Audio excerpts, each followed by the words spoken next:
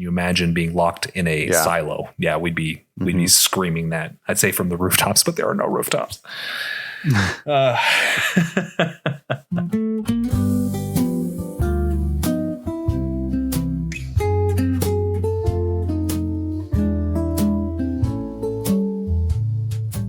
Welcome to Shelf Indulgence, where stories come alive in conversation. I'm Remy, your host and first-time reader, turning the pages alongside each guest as they revisit a book that has left its mark on them. Together, we linger over passages, chase down themes, and wander through the margins of a story worth revisiting. Whether you're turning the pages for the first time with me or revisiting a favorite alongside my guest, I'm glad you've joined us on this journey. Hello, ladies and gentlemen, and welcome back to Shelf Indulgence. This is episode 2 with Michael. We are reading through Rule by Hugh Howey. How you doing today, Michael? I am doing fantastic and really excited to talk about this. Oh, dude, me too. This was, it started, God, just to preface this, man, this started as kind of a chill section, and I was really enjoying the journey. Boy, this thing took some turns. So let's jump in. My God. Absolutely. Holy hell. A lot of mirror to part 1 in part 2, but we'll get into the details of that soon, I'm sure. Yeah, absolutely. The fact that we met Jahns and Marnes. Marnes? Is that how we're pronouncing it? Marnes, yeah. Marnes, okay. The fact that we met them in the first section and they were just side characters and we didn't really know or care that much about them. It was all about Holston and Allison. The fact that he was able to flesh these characters out in such a way that you really, truly cared about them. I am just flabbergasted by Mr. Howey's writing. All right. I really enjoyed that as well. Speaking of the writing, he's got a really morbid way of describing things. Like right out the gate in this first chapter, it's like side by side, the delicate bones of the wrist wrapped in dried and ancient flesh. You don't know exactly what he's talking about. And then a couple paragraphs down, he's talking about knitting needles. Oh, okay. So that's what we're talking about. And I didn't realize style. Yeah, absolutely. This man has a way of developing characters, like getting into them and the way he describes things. We talked about it in the first section, but So moving into the chapter, they start talking pretty quickly about the cotton dirt farms, and they reiterate the further emphasis on the cycle, returning your essence and your bones to the dirt, which I thought was a really neat consistency. I like that he's really keeping that in the top of our mind. Mm-hmm. Yeah. And it was mentioned again later in the section as well.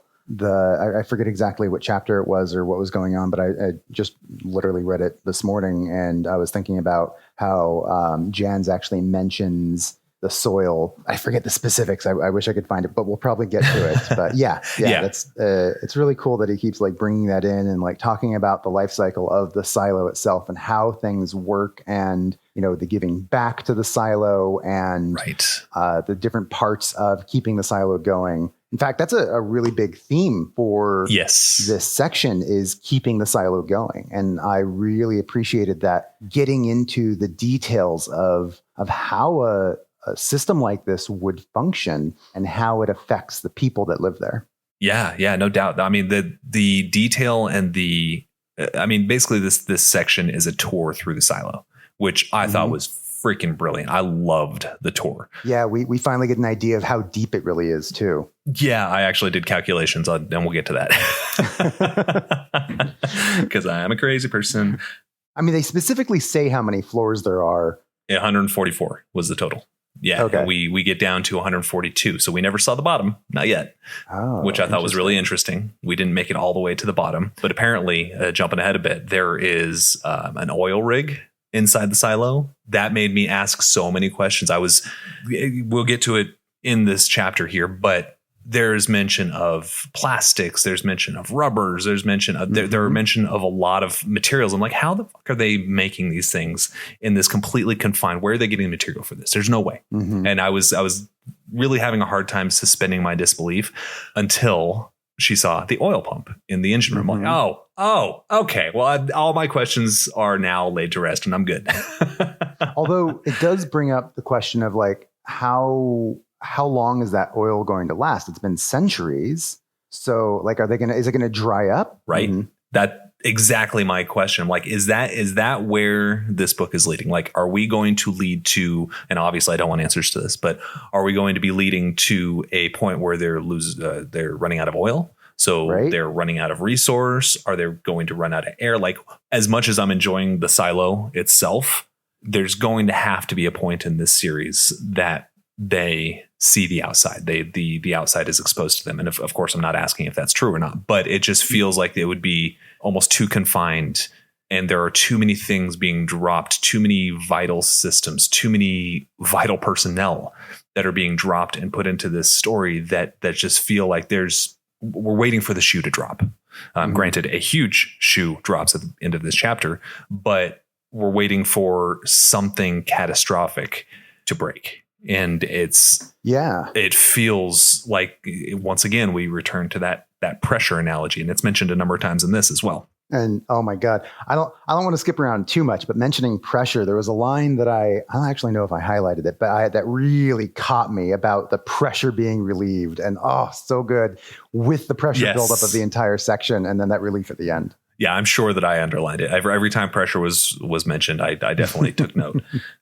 To go back to the oil, though, I was just thinking, like, regardless of if this is where the book is headed, knowing that they are pulling oil from the ground to keep the silo running means that this silo has an expiration date no matter what.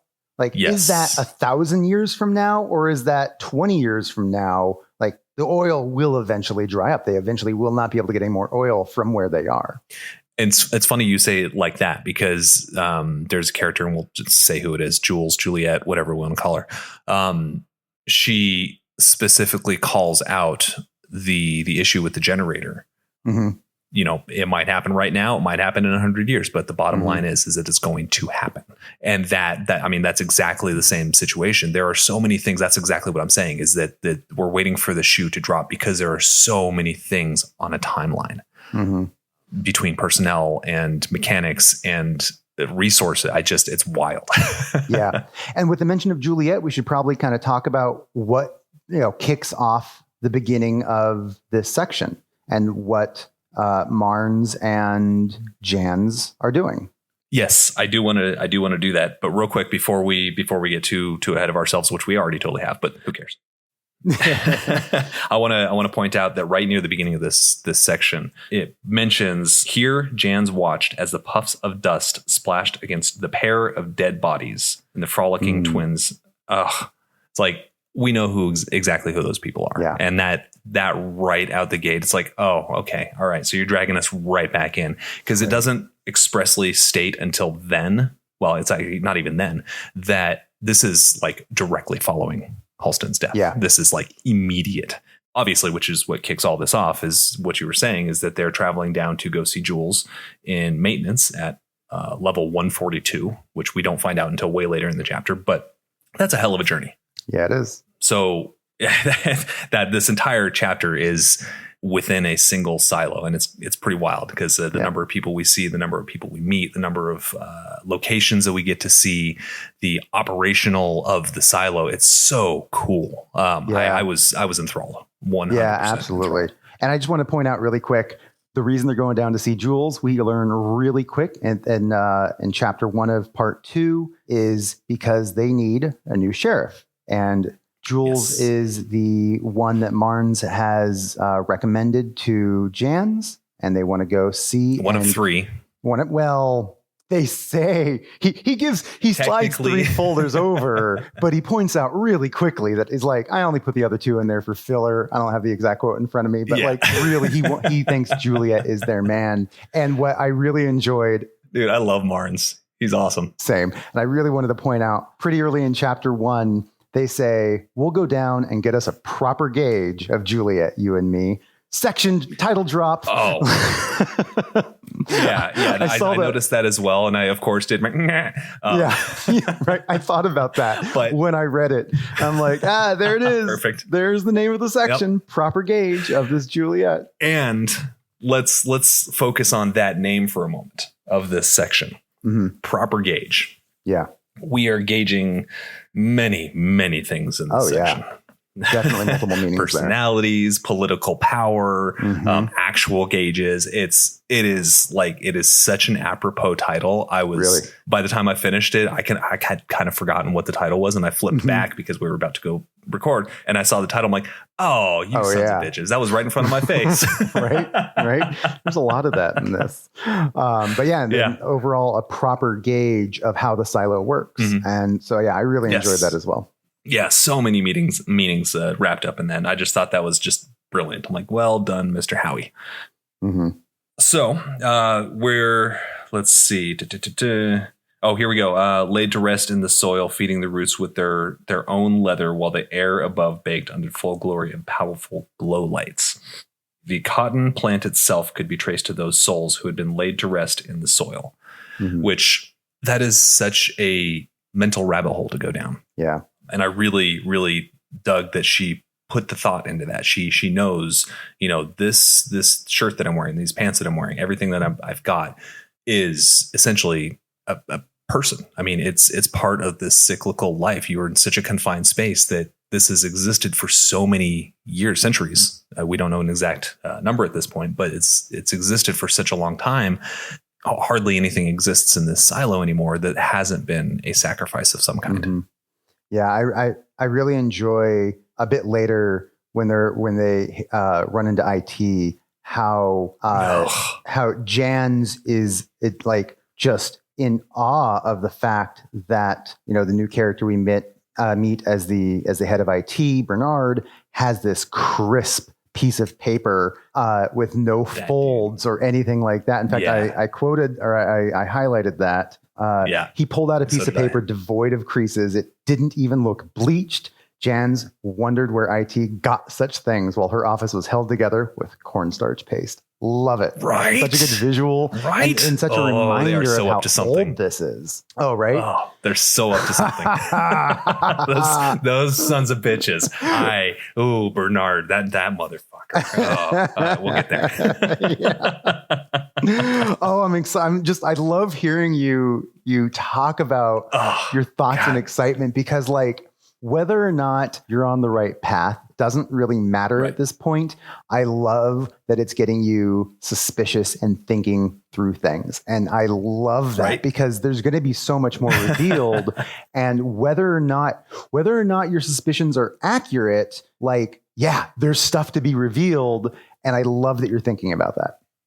It's all over the place. It's written on the walls but not well enough to where I know what's going on. And I love that. The mystery is palpable, but it's also very, very lightly dusted. And as somebody who is rereading it, I'm seeing all of these bits of foreshadowing that I know what's coming. So when I see that foreshadowing, it's more impactful this time around, which I never really thought about with rereading a book. We talked about last time, how books are just so long and it's hard for me to go reread them. And I don't really feel I'm going to get much out of it, but I'm having to rethink that way of thinking now because I am getting so much more out of it this second time around where I'm seeing these hints about what's about to come. In fact, I mean, do we want to mention really quick the big thing at the end with what happens? Yeah. So obviously if you're listening this far, spoilers in general, but major spoiler for this section, we lose Jahns. And while reading, knowing that, reading all of the things with her relationship with Marnes building up as they develop that, I'm just oh my God, this is so heartbreaking because I know what's about to happen. So as the little touches of the hands and the looks and the feelings and the thinking, I'm oh, this is so sweet. And as a new reader, you're going to be oh, I really hope they follow through on this decades old, built up tension. Meanwhile, I'm reading it going, oh my God, this is so sad because I know how this is going to end. It's not going to end well for them. And Yeah, that was a major thing. I will expand on what you're saying right now, but to go back to you rereading and finding new things and yada, yada, et cetera, et cetera. That is the entire point of this podcast. That is what we're here for, is for you to indulge in a book that you love. And I'm so pleased to hear that that's happening. Yeah, it's good. So good. Yes. So touching on what you were saying, I'm going to, of course, bring out my notes as we go through this, as I did last time. But yeah, you got the new reader perspective saying, oh, I love this. This is awesome. This is so cute. I wonder, did they have a relationship before? I wonder what it's going to look like. There were hopes that were very quickly dashed. Yeah. So you'll see my progression of my heartbreaking in this chapter. I look forward to hearing section. It. Yeah, let's get through it. Killed me. Yeah. Yeah. So, anyways, going back to the first section, we had talked about how there weren't people watching the cleaning and how it was kind of a muted thing, right? Nobody watched, nobody really participated. And I felt like that didn't feel genuine. But then we find out that while people don't actually watch, there is a celebration to be had to follow it, which is, God, that's morbid. I mean, it's, right. I understand the onus behind the celebration, but man, this was their sheriff for however many years. And each of these people probably had at least seen him or met him in passing, right? Yeah. I get the impression he wasn't sheriff for that long, but like long enough. I was wondering that. Yeah. There's no time frame actually put on it. And I was curious because they keep mentioning her outliving multiple sheriffs. And so like obviously something happened to the previous sheriff. We just don't know how long ago it was. So I don't think he's been sheriff for decades at this point. I think it's been probably more like maybe 5 to 10, 15 years at max, but I don't even think it's been that long. I'm not he was talking about having a kid with his wife. Yeah. And so that means they've got to be mid 30s at oldest, like young 30s, late 20s.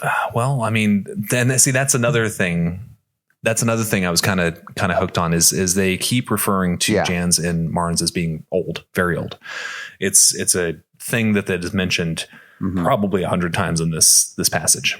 These people are old. We get that. But what is old? Yeah. Is their lifespan as long as it is for us now, or does living in the silo shorten that lifespan or extend it somehow? Because they're not. Yeah, exactly. That we have no idea what old is. There's no mention of anybody's real age with the exception of young and old. And that was something that I noted because I kept looking for numbers. I'm like, I want to know how old these people are. Cause I underline old 50 times, how old? Yeah. We don't even know when the silo was put into the ground and this started. So for all we know, you have no idea. This could have happened in our super far future. Maybe this started 200 years from 2025 and the technology has extended lifespans before they had to go into the silo underground, or it could have been our present day and lifespans are whatever they are or shortened because of the silo. Who knows? Right. And one of the things that kind of made me really go down that rabbit hole is later when we're talking to Jewel, she's talking about the generator, what is it? Generator? Is it generator? Yeah. Mm-hmm. Right. She's talking about the generator having never been shut down in her lifetime. Yeah. Now she's fairly young, but still we assume she's young. We know she's young, but what is young again? Yeah. I'm like, is that 15 years that it's never been shut down? Is that 25, 30, 40? How young is young and how long has it been since, and what is his name? Knox. Yeah, Knox. They describe Knox as very old, which actually I have a highlight of that because I thought it was really interesting. They mention how old he is, but in the show, he's like Juliet's age, maybe a little bit older. I'm like, oh, that's a really interesting change from the book to the show. Knox no longer he's still the head of mechanical or whatever it's called. He's still the really the wise, worn, wise guy. He knows what's going on and he's the guy, but he's a lot younger. He's more mid 30s, maybe early 40s sort of age. That's such an interesting choice. Yeah, I thought so too. When I was rereading the book and seeing they described him as old. I'm not sure why they made that choice. Maybe it was just that was the best actor for it, or maybe there was another reason. I don't know. Well, it kind of makes me think, and it's not necessarily a spoiler, but it does lead me to believe that his age is not going to be a factor in the story. Probably. It makes sense with that change, but who knows? TV shows do weird things. Yeah. I mean, there's a lot changed for the show. It's a different kind of structure of storytelling, which of course you have to do to adapt for a screen. You can't necessarily keep the same structure as a book. So, I mean, there are other changes too, like characters are condensed or changed, and it all makes sense within the context of the show. And like we talked about before, I think the show is really good, but I think the book is better. So like the show's worth watching, but the book is going to be a better experience overall because Hugh's writing and enhances it so much. But only 2 seasons are out so far. I have the plan for it. But anyway. Oh, for sure. After I'm done here, I intend to go watch the show. But what I was saying was Knox, he seems to be the only one that we've met so far that has any memory of the generator ever having been shut down. Mm-hmm. And that was when he was a shadow, which let's touch on that for a second. Shadow is such an interesting term to choose. I get why, and I understand what it means. When you shadow somebody, you learn their job. I understand that. But that's typically in our vernacular, we call those interns, right? Oh, intern. I was thinking apprentice because think like a blacksmith apprentice, you've got the person who's going to that's actually probably a better word. Yeah. For their life, this is the thing they're going to do. And so they're going to learn everything they can from the expert, from the old, guard, the ones doing it before them, and becoming these trade professionals. And we see that all throughout the silo, from the doctors to the engineers to the mechanics. They have I thought that was so interesting. Their shadows. And I like the idea of shadow because it's like you're following them around. So you are their shadow. You're always there right behind them learning.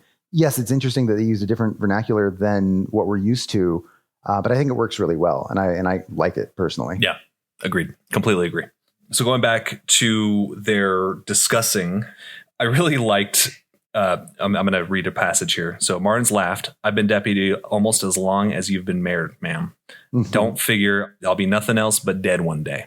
And then the follow up here, Jahns nodded. One of the things she loved about having Marnes around was that his thoughts could be so black as to make hers shine gray. I fucking love that entry. Yeah. That made me laugh. But here's where Marnes introduces Juliet and the other 2 candidates, which we don't meet, but we hear a lot more about Mr. Peter Billings, which I feel like he is going to be a pain in our ass later on. I have absolutely no doubt in my mind that he is going to be a righteous pain in the butt. Mm-hmm. So as you said, he slides 3 folders and he admits that the other 2 are just for filling. And that is Peter and... They mentioned the name towards the end of the section, but I forgot what it was. Dave or something like that? Yeah, I thought I had it written down right here. I didn't highlight it. Yeah, well, we'll get to it when we get there. But obviously, it doesn't matter because he is a nobody. It's Peter and, of course, Jules that we care about. It's Peter and Juliet, yeah. As we learn, IT really wants Peter Billings, and they want Juliet. Yeah, we'll be touching on that pretty hardcore. I have some feelings about that. But we find out that Mr. Peter Billings is in the judicial as a clerk, a judge's shadow, as it were, which honestly makes a really good candidate for a sheriff. Yeah, I think he knows the law. He knows what can and cannot be done. And if not for other motivations detailed, especially by Bernard, he might be a good candidate. But the moment that we find that he's 100% backed by Bernard and he got him the place in the judicial in the first place, somebody's in somebody's pocket. That's a hard no. And just that guy, he just seared into my brain. I hate that dude. So Bernard you hate, right? So do you see Bernard as a villain at this point? I see him as the hand operating. So yes. Oh yeah, that's a good interpretation. Yeah, I think he is a big threat. Yeah. Is like the guy who's kind of like pulling the strings is how you're seeing that. Exactly. Yeah. Yes, that is exactly what I'm seeing, and I don't like it. I don't like those types. I love it. I don't want to give you any spoilers, but there's like so much going through my head right now, like because I know Bernard's story. I'm sure. I know what he is to the silo. And I'm excited for you to find out. And I don't want to reveal anything, so I can't say anything more. But I think that you're going to really appreciate and enjoy, even though you can't stand him, learning what you learn. I think that'll be a big, part of that. So that's great. I can't wait. I really look forward to learning more. I'm. By the way, what a great book suggestion. I am thoroughly enjoying this. Yes. Just 100% enjoying it. Total win for your first book, right? I love it. Absolutely. Yes. Yeah, this is a lot of fun. And that's kind of what I expected with this show is basically what I'm doing is resourcing my friends and other people to get the best books out there. That's great. And I get to read these awesome books that other people have already vetted. Yeah. And it gives me an opportunity to read a series of wonderful books. It gives the people on my podcast an opportunity, the guests, to enjoy and relive those books. And it gives the audience, whatever stage they're at, they can enjoy this. Yeah. And I love it. And there's an extra thing here that I think that if you're anything like me with ADHD, it also gives you an excuse to read something that you may have had on your reading list, but probably wouldn't have ever gotten to. Yeah. Because that's how I am. Like I have so many books I want to read, but I just never find the excuse to read them. And I really like the idea of having that excuse. So hopefully you're getting that value out of it. Yeah. Oh, absolutely. I am 100% getting that value out of this. Moving on, we've got a mention of the celebration again. And it says the top 40 were already packed into the cafeteria, hundreds more. So how many people are in this damn silo? And you got one sheriff for everybody? That seems wild to me. Well, they've got, this is revealed kind of a little bit in this part of the book, but not in too much. Yeah, there was a mid-level. There's deputies all throughout. So like the sheriff is basically just the head of I must have missed that. But there's deputies and like multiple deputies. Like there's the deputy station that I think they stay at in like the mids or whatever. On the way back up. Yeah. And so the like mid-level, I think what they called a mid-level law office or mid-level sheriff station or something like that. Yeah. I think it was like deputy station, if I remember correctly, because that's kind of like the idea of like, here's the deputy station and the sheriff's at the top, and the deputies help, manage those middle sections or lower sections or whatever it is. Yeah. Okay. That makes sense. But just the number of people in here is still a mystery at this point. And every time you learn something new, it's like, oh shit, there are more people in here than I thought. It's like, there must be so many people in here. Like most residents from the top 40 already packed into the cafeteria, with hundreds more from the mids and the down deep trickling up throughout the day. Yeah. That's a lot of people. And we know because of the lottery that they try to maintain a set population with only allowing a certain amount of births. So I imagine that comes down to like, there's been this number of deaths, so we can issue this many lottery tickets for new births. And it's very strictly controlled to keep that population at whatever that number is, because that's what you need to maintain to not outgrow, the plants you're growing or the animals that you're raising. Yes. And all the very limited resources.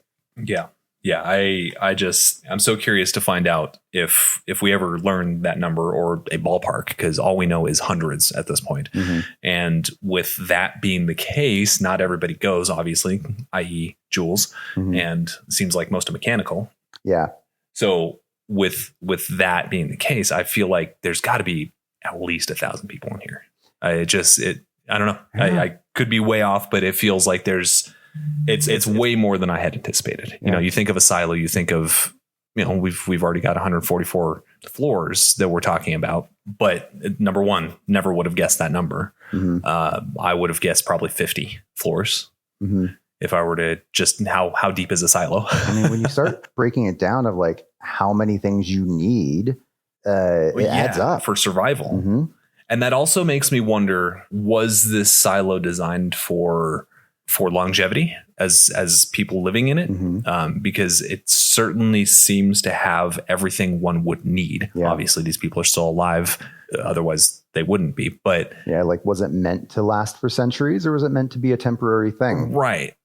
This is obviously not like a missile silo, which you say silo. That's kind of the first thing that comes to mind. Oh, right? Really? I thought grain silo. Oh, interesting. Okay. Well, but those are normally above ground. Exactly. Either way. Oh, it's missile silo. Yeah, silo would be below ground. You're right. I wouldn't have thought about it that way. So speaking of the number of floors, one of the things I noticed later on is there's a quote about how going up was easier towards the top. And I started thinking about like the height of each of these floors, because down in mechanical, it needs to be a lot taller to fit that generator in there. But like dormitories, you don't need as high of a level. So I wonder if there's a varying height in the different levels, kind of talking about, how many levels there are and how much of a climb that is. I thought that was really interesting because, later in chapter 8, the floors flew by faster as they approached home.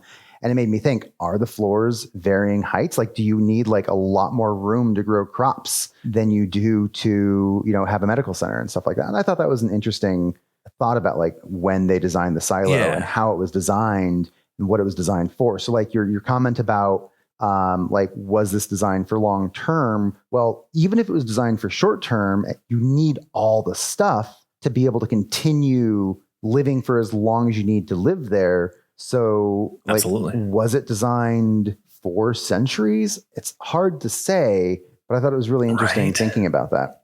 Yeah. I had the exact same thoughts. And since we're there, I'm going to bring up the calculations I did on how tall this thing. Okay. Yeah. Not taking into account what you just said, because you're absolutely right about certain ceilings being higher, but the average ceiling is between 10 and 12 feet. Like in real life, you're saying? Average floor. Yeah. In real life, yes. And we're assuming, obviously, I don't know anything about silos, and I don't know if they're built to average or standard, but it's between 10 and 14 feet. That's typical. So with a little bit of variance back and forth, we're looking at this thing being minimum of 1,440 feet tall, and maximum, if there's nothing like crazy, like the generator room is like 20, 30 feet tall, something like that. But maximum would be about 1,872 feet tall. Seems like a lot. It does. It seems like a hell of a lot. 144 floors is insane. Yeah. How deep that is. You take that, and Jahns specifically mentions these steps being 10 inches apart. We're looking at, on the low end, we're talking 1,716 steps. On the high end, we're talking 2,488 steps. That is a trek. So I want to give a visual here. Yeah, that is absolutely a trek. I just looked up how tall the Empire State Building is. The Empire State Building is 102 floors. Now, we know some of the floors are much taller than the standard floor in the silo because the generator room and other such stuff as we just talked about. So that's like saying something taller than the Empire State Building flipped upside down and in the ground.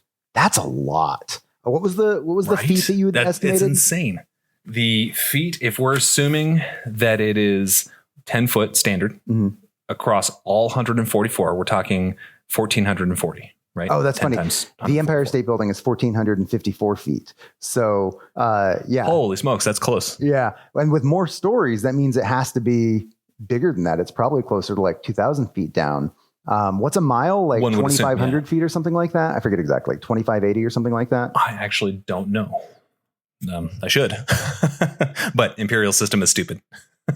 It's 5,280. I was totally wrong. So, yeah, it's not, I doubt it's a mile deep. But half a mile, it's probably like closer to half a mile deep, right? So I do wonder like how far into the earth they had to go. It's just, regardless of what the actual measurement is, it's a mind-boggling depth. It is really, really deep.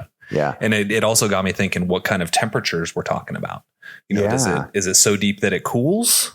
Like, is it self-cooling? Is that kind of what they depend upon? I don't know. There are so many little scientific bells and whistles going off in my brain when I think about this kind of stuff. And I love it. Yeah. I love a book that makes me really think about the implications. I'm like, how do you dig a hole like this? Lots of time, lots of money. I actually know the answer, but I can't say anything.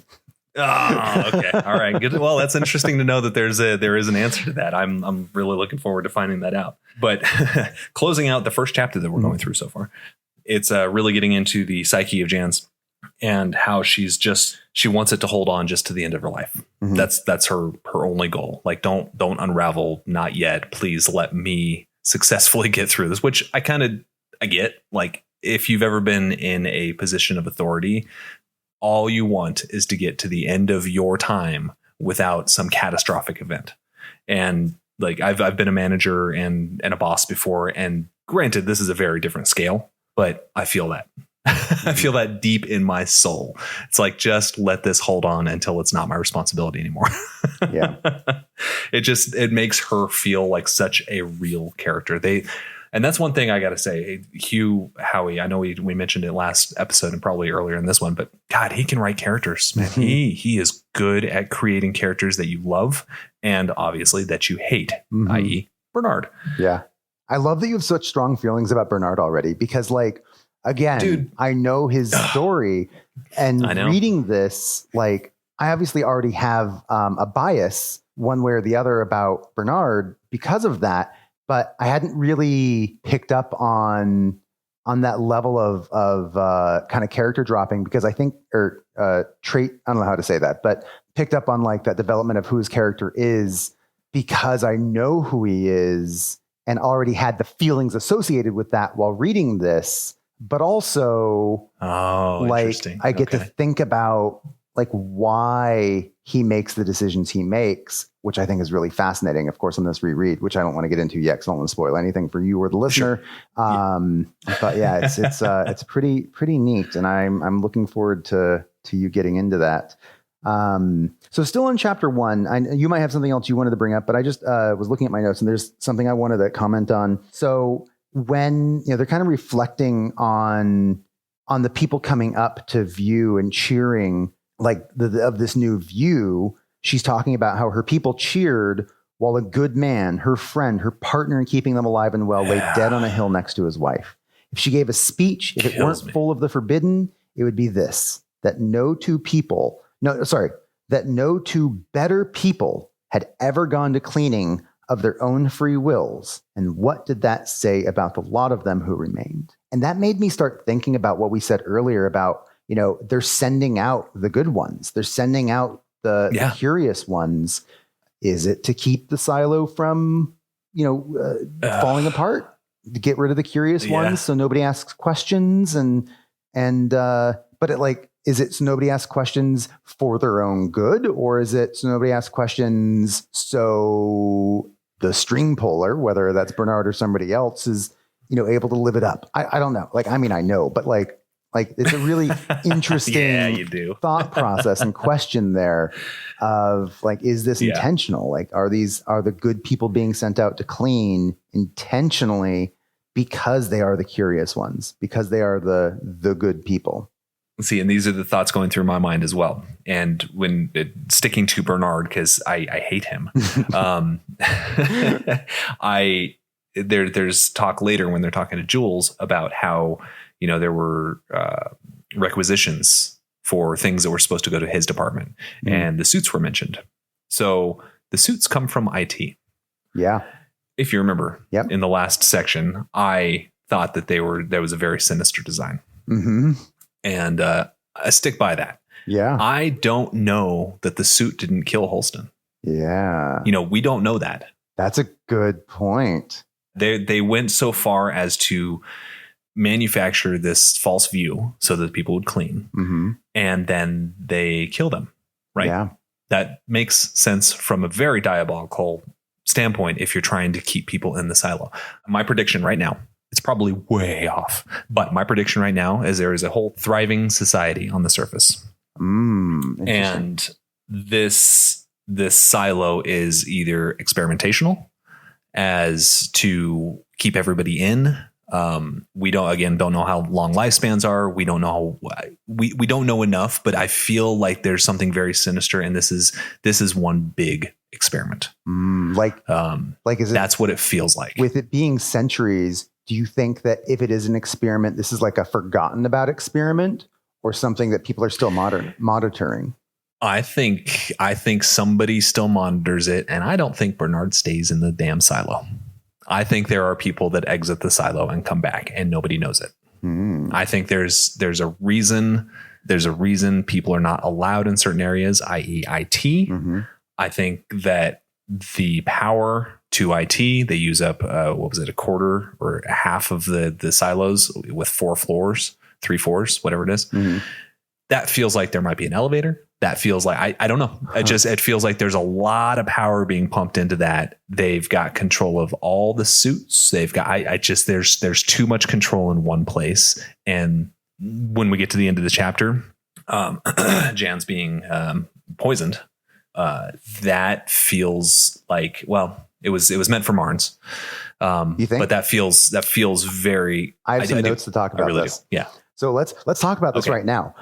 So I actually highlighted multiple things about this, knowing it was coming. There was a point when they're in IT. Let me see if I can find my note here. Where way up or way down? I might be able to find it. On the way down. On the way down, okay. When they're in IT, there is a moment when they Bernard notices the intimate exchange of water bottles. On page, I think it's in chapter 3, page 71, at least on my book. Again, Kindle pages might be a little bit different, but he's like, fine. He nodded, but at least some water, top up your canteens. Jahns remembered one of them was already empty and they had a few more flights to go. That would be a kind gesture, she said. She waved to Marnes, who turned so she could grab his canteen from his pack. And then she turned her back so he could grab hers as well. Bernard waved to one of his workers to come fetch them and fill them up. But the entire time, he had his eyes on this curious and intimate exchange. See, I hadn't picked that up on the first go through. That's really interesting. Yeah. So he was noticing that they were seemingly drinking from each other's water bottles. And so then I really wonder if it was meant for Marnes or if it was meant for Jahns. There's another. Well, it might have been an attempt to get both as well, because at that point only one was empty, so obviously they were drinking from the same one. True. I'd forgotten about that, but I'm not. But sure you're absolutely right with the intimate exchange. The Bernard would have necessarily known that. Clock that because Marnes grabbed the canteen from his can. Oh wait, no, sorry. She waved to Marnes, who turned so she could grab his canteen from his pack. So Bernard saw her grab his canteen, and then he grabbed her canteen. So he noticed that. He noticed that they grabbed each other's canteens and may have started thinking about, okay, so like they're drinking the opposite because it's easier. He may have noticed that. And she talks about that multiple times, or at least once, about how like they kind of did it because it was easier. Now, we know that they were drinking from the same one on the way down, but on the way up, after they've had their intimate moment together, they just kind of drink each other's canteens. And so, yeah, I was wondering when I did that, like, was it meant for Marnes or was it meant for Jahns?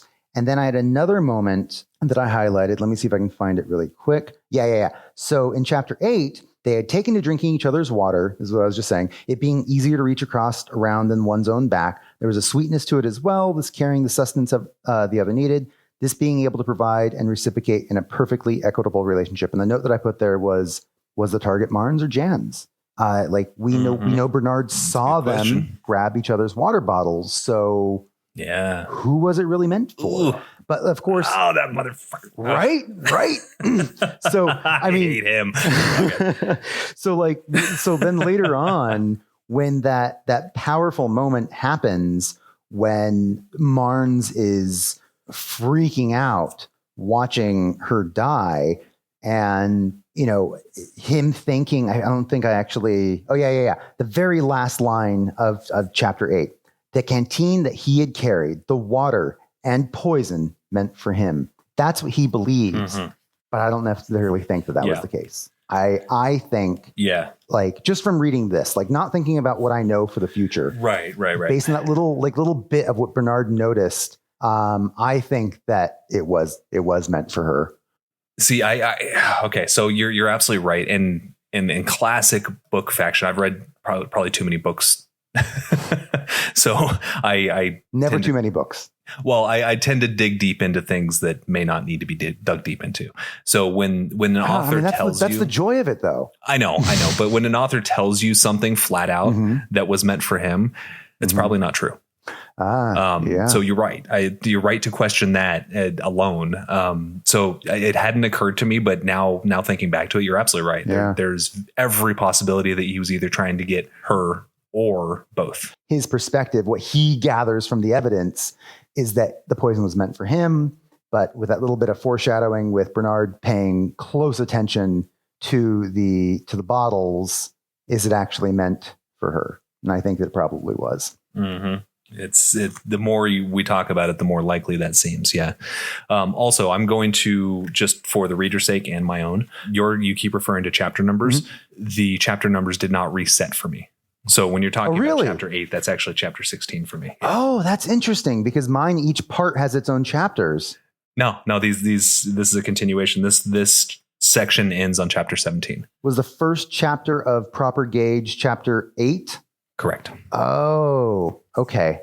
That's interesting. Yeah. So the first time you said, I'm like, oh, I can't find that. And then you said chapter 8 and the poison. I'm like, oh, I see. Okay. So we're on the same page now, quite literally. Yeah. So, but that being said, jumping back to chapter 9 or 2 for you. That's actually kind of complicated for us to talk about which chapter we're on.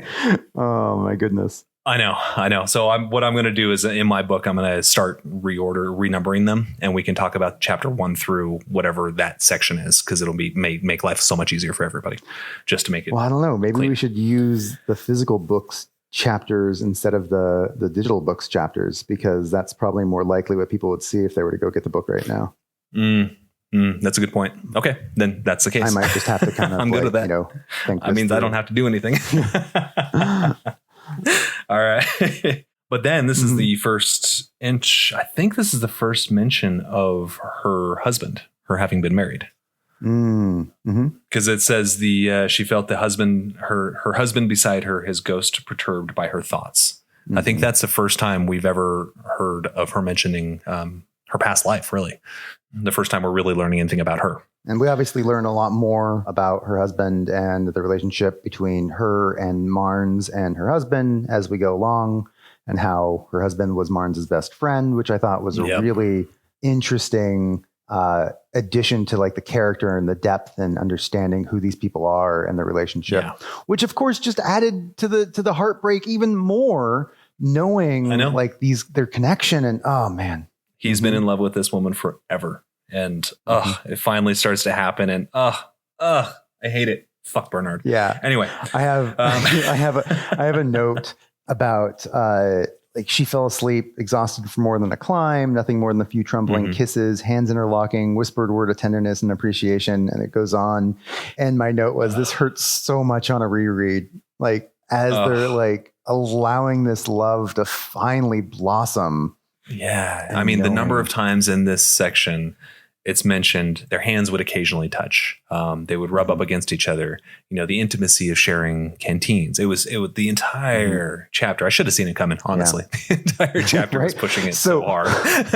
Hugh Howey seems to know how to really like get us to fall in love with the character right before he kills him.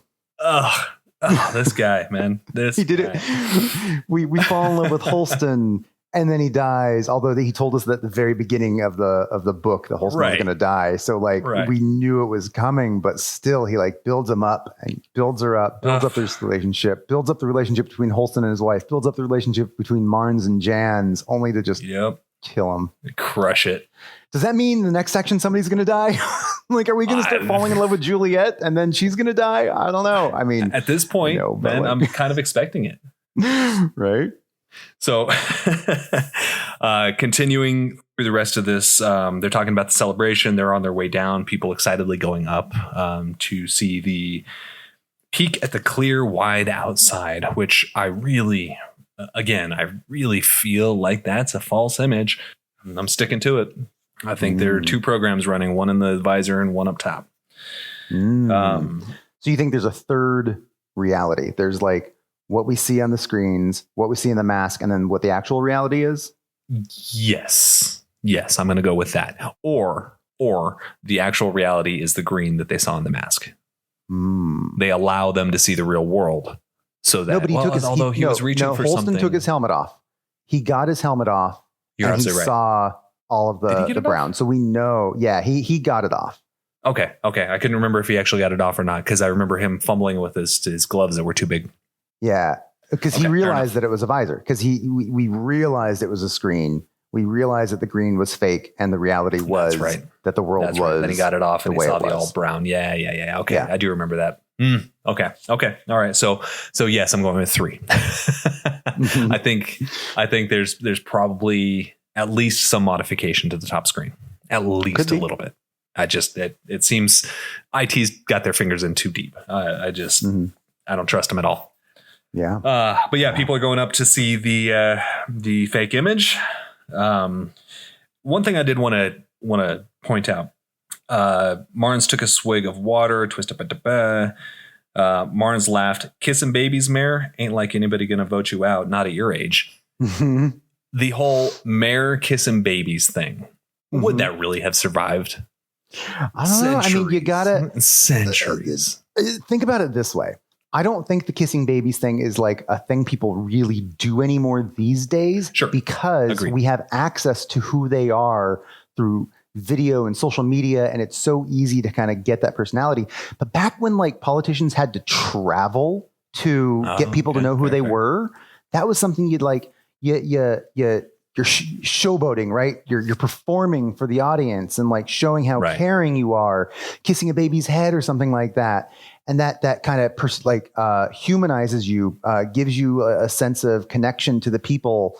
And that might be the sort of thing that would come back in an environment where you need porters to send information up and down the stairs to, send the news on, because they're not having like the televised feed or whatever. Fair enough. That's a good point. That's something I hadn't considered, that the proximity might make that come back. Okay, fair enough. But it's probably still a figure of speech regardless. Like it's probably not something people are actively doing. It could just be like a figure of speech that survived because that is the nature of what they have to do at this point. Sure. Yeah. And that's kind of where my mind went. It's like, yeah, that was a thing of the past and now is no longer. So it's a figure of speech. But would that figure of speech have persisted through these centuries, through uprisings and through, it seems like a strange carryover. Not that it couldn't happen. It just felt like a kind of out of place, like a little too contemporary. Mm-hmm.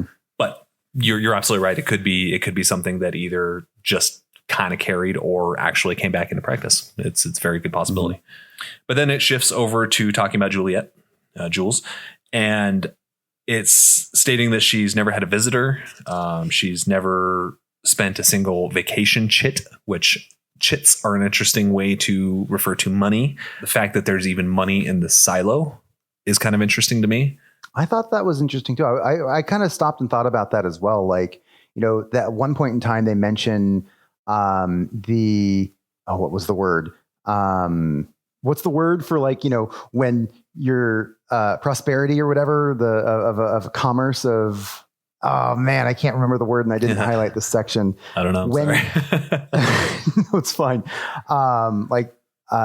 When people are spending lots of money, right? And the more money that is spent, like the economy is flourishing or whatever.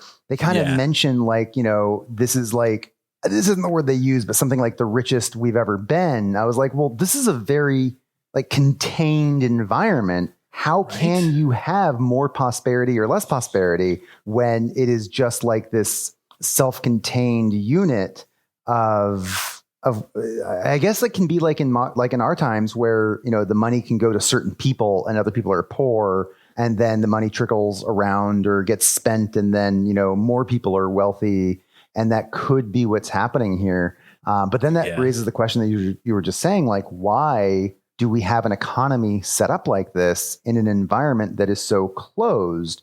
Wouldn't you want the economy to be centralized around long-term success? Because we know from the real world that like capitalism as an example eventually leads to one upper group of people having all the money and everybody else being broke as fuck. So like, wouldn't we know that and want to avoid that in this situation? Or maybe it was designed for that? And that's kind of where I was going to go with that, is the fact that there's money. Like you just said, wouldn't we know that? There have been multiple insurgents, multiple uprisings, multiple resets, essentially. So that might be one of the reasons this happens. Like, is it due to inequality and people being upset about that? Yeah. And that leads me directly into one thing I did want to point out about this section in particular. There are so many parallels to the class system in this book, in this little section. The fact that Jahns and Marnes are constantly, well, I guess Jahns because it's from her perspective, but Jahns is constantly thinking about, well, I didn't know this is how this works. Oh, I didn't even think about this. I didn't do that. I didn't know that. That is very, very indicative of a leader to its people. Look at the current political landscape. You think anyone in Congress, anyone in the cabinet really lives in the real world? Do you think there's any real connection to real life? Do you know what do you know? Absolutely not. Do you think they have any idea what a gallon of milk costs? Right. Or a dozen eggs. Well, they might know because it's a loud topic of conversation, but that's her sitting up on floor 1 when there are 143 floors beneath her that she's supposed to be controlling, and not controlling necessarily, but leading. And she doesn't know how it operates. That is such a perfect parallel for the world that we live in. It's horrible. I hate everything about the fact that it's a parallel, but it's so factual. And it's it's mentioned a number of times in this section. And it really, I don't know what Hugh Howey's nationality is. I have a suspicion that he's European. I'm pretty sure he's American. I think is he? He's okay. Very like Caucasian American, that sort of. There were a couple of things. I don't remember exactly what they were that kind of led me to think that he might be European. I'll point him out if I catch him, but I wonder what his life looks like. And this book was confirmed. He published in 2013. Is he? Okay. All right. Interesting. I'll have to see what those things were that led me to believe that. But I thought it was really interesting, the class system and the way that he introduced it. And it's very subtle, but if you're paying attention, it's absolutely there.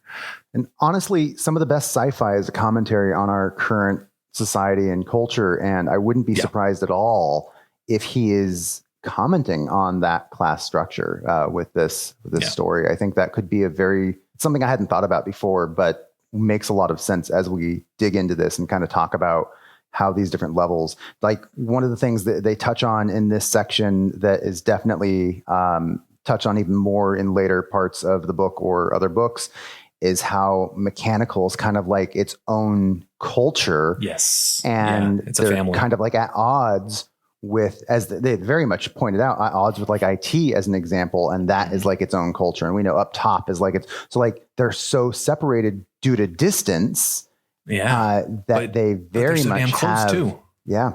That's the thing that kills me. It's like, you guys, your neighbors, they are physically close, but the idea of getting up those stairs and down those stairs, you're not going to travel very far from home. It's just like in the real world. There was a thing that I had heard about once. I forget exactly the context and how it was said, but here's my interpretation about like the coincidence of running into somebody in a big city like New York. Like, oh my God, I can't believe I ran into you. Like how random is that? It's not as random as you would think, because people have a very like limited physical space that they travel in. Like you're at home, you're at school, you're at work, you're at the grocery store, you're visiting certain friends' houses, and that's kind of the world you live in. And the people who are near you physically are going to be kind of in that same circle. So even though you might have a population of millions, the likelihood of running into somebody you know who kind of runs in those same circles is a lot higher. So I think it's the same thing with this, where the silos and its sections, like mechanical stays mechanical, especially due to the jobs they have where they feel that they can't leave. But then people in the mids are going to stay in the mids. People up top are going to stay up top. And that's just kind of how it is, which leads to what you were saying with Jahns and her realizing on her way up how much more she now understands about the way the silo works, which actually brings me to a quote that I had highlighted that I wanted to bring up. Yeah. So, close to the end of the section, Jahns is ruminating all of this, and she's like, the point of the silo was for the people to keep the machines running, when Jahns had always, her entire long life, seen it the other way around. And so... Oh, that's interesting. She's talking about how they're there for the machines aren't there for them. And I thought that was fascinating, especially back to what you were saying earlier about was this meant for a long-term stay or short-term? And I don't know. I'm curious. I'm really not sure. I don't. Yeah, I'd be. We may learn that later. I don't remember. But it's not something honestly, you remember. I don't remember. It's not that I think they touch on that, but I can't remember the details. I can't remember if they were meant to just be in there for a short time or a long time. I really don't remember. So I think it's a fascinating topic to think about. It is. It really is. I'm so curious. But to your point, on the page I was just on, where she's talking about, we were talking about the economy. She's also talking about old friends met again for the first time in months or perhaps years. And we know it's been 4 years since she's been to the bottom, or at least near the bottom, down there. Not her, Marnes, right? Because Marnes had gone down 4 years ago. Marnes had gone down 4 years ago to investigate. With Holston, that's right. She didn't. You're absolutely right. Yeah. So it was Marnes. So yeah, exactly. That's 4 years. I'm as many stairs as we talked about it, this place having, I would go cabin fever, stir crazy if I stayed in that little, floors 1 through 10 or something. That's, even if you're grown up in a space right. I would, regardless of how my knees handled it, I would figure out a way to drag my ass up and down those stairs for sanity's sake. especially if I had friends down there, I'd go stay with them, crash on the floor, whatever, and then come back up the next day or a couple days later, whatever the case may be. It seems wild to me. I feel like it'd be more likely that the younger people did that. And then as you get older, you kind of are like, I've done it. I've seen it. I've done my exploration. I'm kind of fine settling into my routine, because that's kind of what we do. When was the last time you and I physically saw each other in person? It was at least 2 years ago. But okay. Yes, I understand that. But the difference between you and I'm in California, you're in Vermont. True. That costs a significant amount of money, not just energy, to get there. Yeah. True. True. If I'm going to get there, it's going to cost me at least $1,000 to get to and fro, would be my guess. Yeah. When you factor everything in, this is just steps. This is just climbing and going down. That's all there is to it. If I had a friend that lived 20 floors above me in a high rise, or 30 floors above me in a high rise, I'd drag my ass up those stairs. It seems wild to me that you wouldn't explore more. But again, they keep referring to them being old. I don't know. We don't know how old. We don't know, I think it can be explained a lot with just you fall into your routines. You have the job that you're doing. Sure. You have the things that you're doing every day, and you just don't necessarily take the time to go outside of that comfort zone, I guess, of putting it. I guess, you know what? I would probably be a porter. I couldn't do it. I couldn't sit in one Knowing spot. You, I think that would have been, I'd be running up and down those stairs. Would be in this. 100%. Yeah. I would be all over the place. And not only that, but you get to talk to more people, you get to know more people, you get to, interact, and, it's like driving a lift. Yeah. But 20 floors in just over 2 hours is later in the chapter. That's really slow. Oh, I was wondering about that. I was really curious how long it took them, because they say that they did the trip all the way down in 2 days, and they had a lot of stops. But I was always wondering how long does it take them to actually get down these? And that leads into the varying heights again, because one floor might take a lot longer to get down, because it's got to be incredibly high for whatever it is that they've got contained within there. Yeah, exactly. And that felt like a really, really slow pace, even for an older folk. It felt like they were really dragging ass. The first time I read this, I remember thinking, why does it take so long to get to the bottom. Why is this a multi-day trip? It's just 140 whatever floors it is. But I think thinking about like how old they are, and not something like Jahns is not the most physically fit person because she's not running up and down, and she is old and she's not really exercising her body. Marnes is probably a bit more fit. You know, he talks about how like you're going to get stronger each day as you're doing this. Oh, but like, I think that might be part of it. She also talked about walking with a cane or a walker of some sort. So like, think about like, you know, Marnes is 60.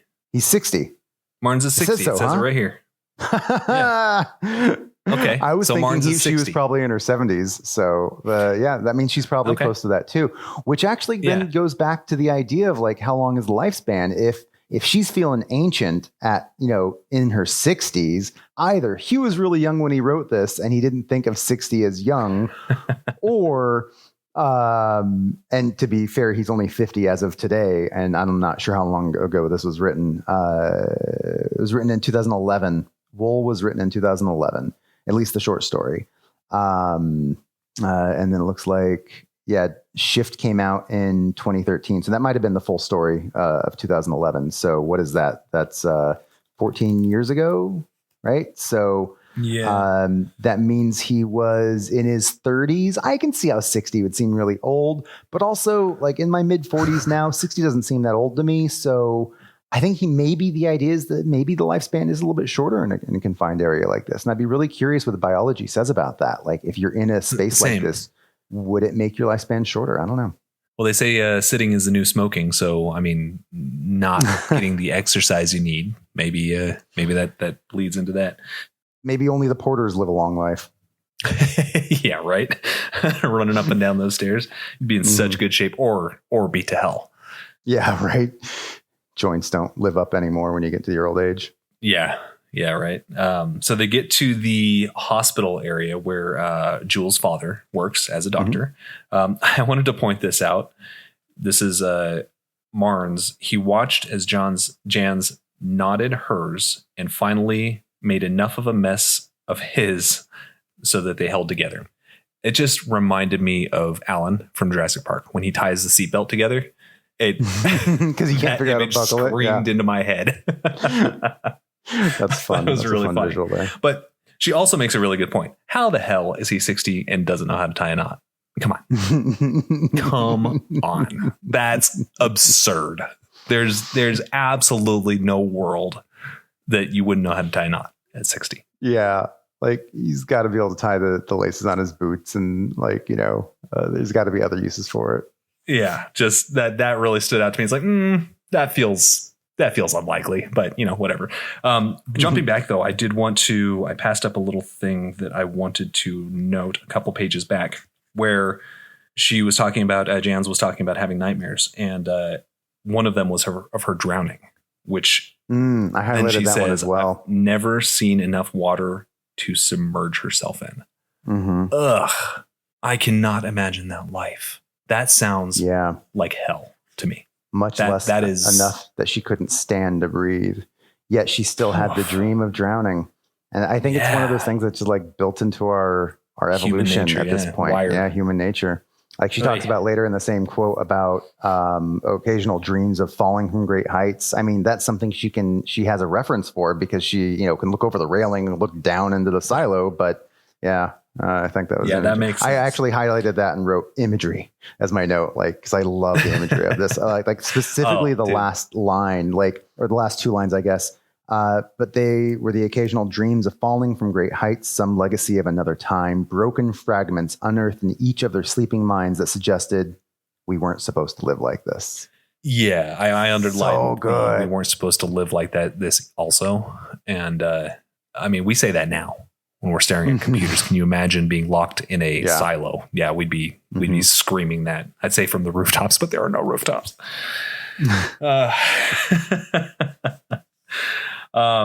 So then it goes on back to the hospital. She rubbed the hard nub of her now useless implant, which inserted at birth and never removed, which is the pregnancy control, I presume. I understand the need to implant those things as babies, but boy, that feels so wrong. Like it feels so like a violation, so much like a violation. I read that. It's like, oh, that just really, that hit me. Like, but that's what you need for that population control. You need to make sure that people aren't making babies without being authorized. Right. And that's what this is for. Right. And again, I get it. I understand the need for it, but oh God, it hurts my heart. It's just taking away that control, that choice. That just, well, the good news is, as she said, never removed. The good news is they can be removed to allow you to get pregnant. So yes, at least it's not something that is, permanent. It's not like they're making everybody infertile from the beginning and then choosing who gets to have kids like at birth. It's just more of a temporary thing, but still, that is interesting. Yeah. Yeah. So they're talking to Dr. Nichols. We learn that he had he was selected in the lottery. He and his wife were selected in the lottery at one point, and they had a son that, well, first of all, he says he was never born and the lottery moved on, which that's painful to begin with. But then he goes to say he was born prematurely, which is kind of contradictory, but I get it. The thing that really stood out to me and bothered me, Nicholas Nichols. Come on. Don't fucking with your kid. I didn't think about that. What the hell are you doing? I love the alliteration. It's so good. That's like a step further than alliteration, man. That is like, you're right. That's almost the same damn word. Oh, that's amazing. I had not noticed that. I love it. I'd be like, John Johnson. Yeah, exactly. Hey, I'm John Johnson. Jonathan Johnson. Yeah. It's just silly name, Nicholas Nichols. It is silly. Come on, Hugh. Well, you know what? Hugh Howey, we expect more. Good point. I believe that is his real name. Maybe that's why he did it, little Easter egg. Maybe. But then we find out that Jules shadowed her mother, who was a nurse. And decided that she did not want that for her life. And this is midway through this conversation, Jan suddenly realizes she's holding Marnes' hand, which is kind of funny. It's like, oh, when did that happen? Just kind of so natural. More little like, that relationship building. Yeah. But going back to the birth thing and Juliet, I really liked how they kind of showed her knack for her knack for engineering and how things work and putting them together, with the talk about how she was like hyper focused on the fact that this incubator killed her brother because it wasn't working, because it wasn't properly maintained. And I can't remember if we talked about it right here in the chapter, possibly slight spoilers, if not, about how she, tried to fix it. And like, it was all about like fixing things. And that's what led her down to mechanical. Did we talk about that in the book? Was that mentioned here? I'm not sure. Maybe that's something that's brought up later, but yeah, regardless if it was mentioned here or it's mentioned somewhere later in the book, they do mention the watch. And I thought that was really interesting because when Jahns sees the watch, she just immediately assumes it doesn't work and was wondering, like, why is Juliet looking at it?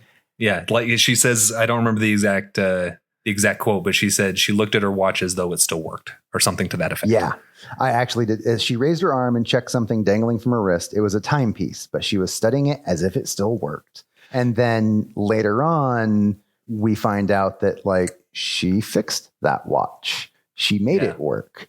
And it is her reminder. Let's see if I can find the quote. I don't know. Yeah. Later on, Juliet checked her watch. The sight of its second hand ticking around in its constant path comforted her. Whenever she had doubts about something working, she looked at her wrist, not to see the time, but to see a thing she had fixed. I love that. And I love how it really kind of points out how fixing things comes naturally to her. And that is who she is, which ties directly into why Marnes thought she'd be good for sheriff, about how she sees things. She sees how things fit together and how that's why he thought she'd be so good as sheriff, because she can kind of like just understand what's going on, understand how things are going to work best when she, fixes them. And I really like that. Yeah. I mean, we don't really know her very well at this point, but I already love Jules as a character. She is a great character. Yeah. They will certainly get more into introduced her very well. Mm-hmm. But yeah, going back to the hospital, we find out that a week after this failed birth, Jules' mom killed herself, which he says with a clinical detachment, which I thought was a really interesting character point. I mean, very much a doctor. Like that's how a doctor would speak. It just like, I get why Jules might not have visited. Like when you've got someone that cold and factual, it's very difficult to have a relationship with them. Mm-hmm. Yeah. I do wonder if that was just like a necessity that he had to, so he wouldn't, like, there's been a good number of years, obviously. Like Jules was pretty young when she went down to mechanical.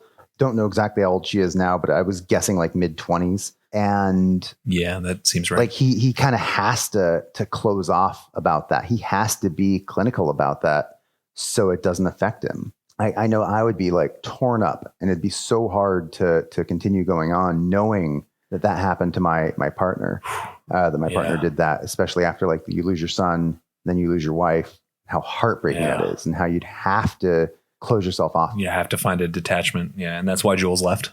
I really liked the passage. I thought she'd go get some deep air and come back. Just the term deep air. Yeah. Weird. I like it. It really kind of paints a picture, but weird. It's a weird thing to think about. Like the air being different in the same container, basically, because that's all it is. I imagine that kind of depth would like change pressure or like the the barometer of it. Temperature, but the barometric pressure idea of like being lower and being higher in the silo might change depending on where you are. Yeah, we're talking half a mile. I mean, that's not insignificant. Well, nearish half mile. So yeah, I wondered the same thing. I'm thinking there's got to be a pressure. There's got to be a temperature difference. There's got to be I guess I was going to say a silence, but I suppose the entire silo would have that silence to it. But I mean, we find out the generator's down there and very loud anyway. So I guess silence isn't really the word to choose anyway. Well, was very loud. Well, yeah, fair enough. So moving on to chapter 10, we've got mentions of corn bars, which I think is the second time it's been mentioned. It's just a general snack. So we know they grow corn, tobacco, cotton so far, right? Those are three things. And I like the term eating on the climb. Instead of eating on the go. That was a fun little, kind of a fun little twist of the phrase. And then they pass the upper water treatment plant, which means there's obviously a lower, which I don't think we saw. So it's interesting to me that there are at least two.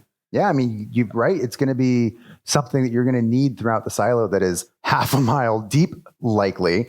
Water treatment needs to happen. You don't want to necessarily move all that waste, all the way up or all floors. the way down. Yeah, you're absolutely right. So there have to be at least a few to maintain this water and not, like you said, pump it all the way 144 stories just to get it clean and then back, or vice versa, or midway, or whatever the case may be. But I thought that was a really interesting, kind of got me on the rabbit hole that we were talking about. And I thought the amount of thought that Hugh Howey has put into how this thing operates and and I want to say economy works. While there is an economy, I'm not talking money. Just like the human aspect, the human economy, the birth restriction like being part of that. The caste system. It's fascinating. I really, really appreciate the amount of thought and effort he's put into how this place would function, like realistically function.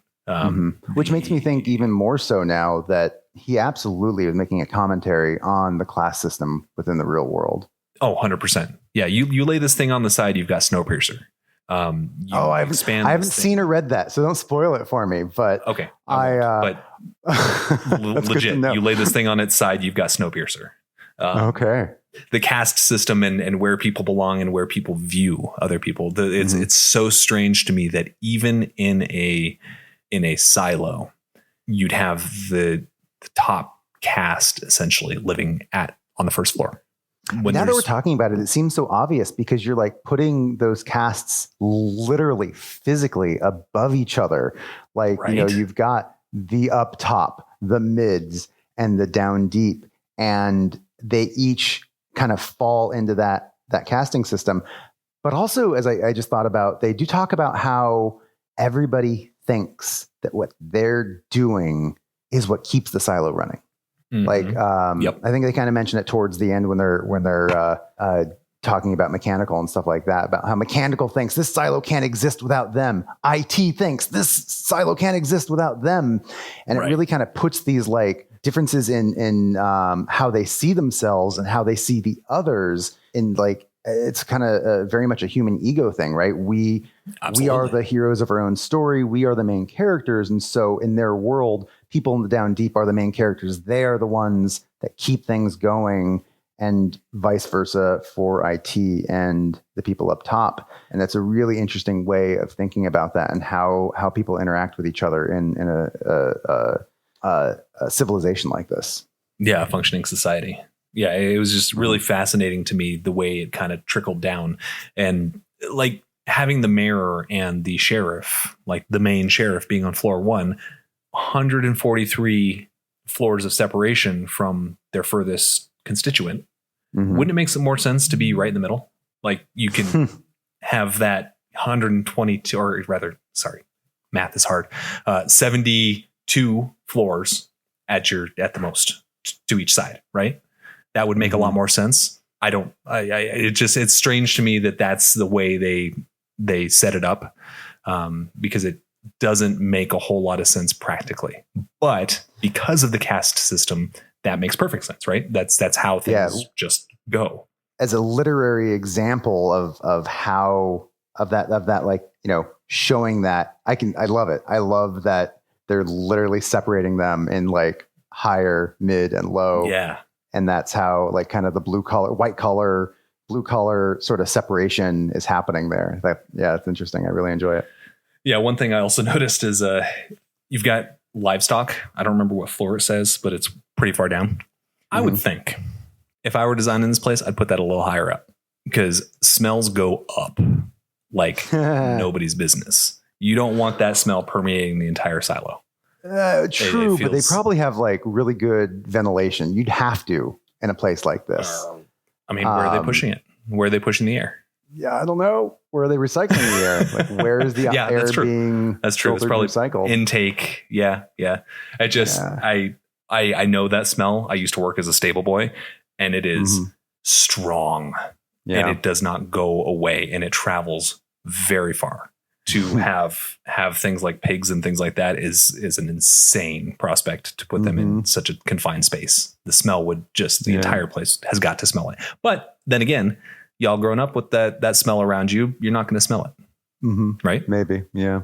Like, what's the air smell like in a place like this? It's so that brings up the point of like, no matter where you are, it's got to be so stale. It's got to be so, I don't know, recycled, like you're on an airplane. Like you've got the recycled air of an airplane, and you've got recycled air throughout this. And like, they have to like, they've got a very specific amount of oxygen within this place. Like, how do they get more? They just have to recycle it. That's the only thing that makes sense. In fact, I think they actually mention that in the book. They talk about like taking the air and like pulling out the oxygen and getting rid of other stuff. I don't remember the specifics. I don't think I highlighted it, but I thought it was interesting. They talked about like the recycling that air.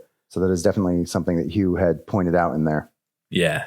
Just to think of the organization of this place, it's not ideal, but it works. It's a better literary example of the caste system than it is practical. Maybe. I mean, he did seem to put a lot of thought into like how it's all set up and how it all works. So it might make some logical sense. I don't know. I'm not an expert on this sort of thing, so I have no idea. But like, I kind of believe what he says, like it seems to work, and I buy it. I'm in on that. I can suspend my disbelief for that particular setup. Fair enough. I also wanted to mention at the beginning of chapter 10, he mentions that she was powerfully hungry, and that just reminded me of Firefly. That just sounds like something Mal would say, right? Right. Yeah, it does. Absolutely. The wording on that, I like it. Yeah. So the traffic on the stairs lightens as they get near the IT floor. Obviously, nobody wants to be near that. I love your hatred for him. I love it. I hate him. I do. I detest that man already. So we're talking again about the recent history having been wiped completely during the uprising. So there's another call to that. So now, with that being the case, probably before as well, IT is severely restricted. We don't know how these uprisings happen. They could have been somebody in IT. It could have been very restricted before. That's very much speculation, but interesting. There's a passage later also. Jahns told herself it wasn't simply the taboo of cleaning, the fear of the outside. It was the hope. And I really liked that. I really liked the way she frames that, or he frames that rather, on her behalf, I suppose. Just because we were talking last episode about hope, about it being all hope driven, and that's what apocalyptic stories typically are. Is yes, it's dreadful and it's terrible, and this is how humans have to live, but there's always that glimmer of hope, and I love that theme continually comes back. Yeah, like the hope that someday they might be able to go outside, even though it's such a taboo thing to think about. And I really enjoyed when she's talking to Bernard and asking about progress on they're studying the readings from the cleaning. Yeah. And he talks about how 8 of the known toxins went down and 2 of them rise, but most of them stayed the same. So the idea that they're monitoring what it's like out there and whether or not, we can go outdoors. Because even though they talk about how saying you want to go out is a death sentence, that is the crime of saying you want to go outside, the punishment for that crime is that you go outside. We know that you're not supposed to want to go outside.